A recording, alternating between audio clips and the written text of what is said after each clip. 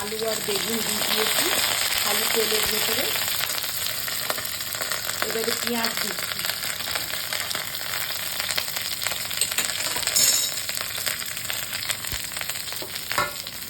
এবার এই মোরলা মাছগুলো দেখো লবণ হলুদ মাখিয়ে রেখেছি, ভালো করে ধুয়ে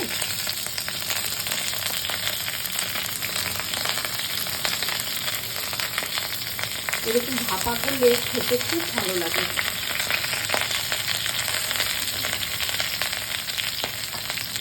আর এটাতে দেখো জিরে গুঁড়ো, লবণ, কালো জিরে, লঙ্কা গুঁড়ো, হলুদ সব একসঙ্গে দিয়ে দিচ্ছি। এবারে এই ওল সেদ্ধর জলটা দিচ্ছি। ওল ভাতে করবো, এই যে ওল সেদ্ধ করে রেখেছি ওর জলটা দিচ্ছি। এবারে উপর থেকে তেল লাগবে। চচ্চড়ি বানাবো ভাপা, গোটা কাঁচা লঙ্কা আর ধনে পাতা,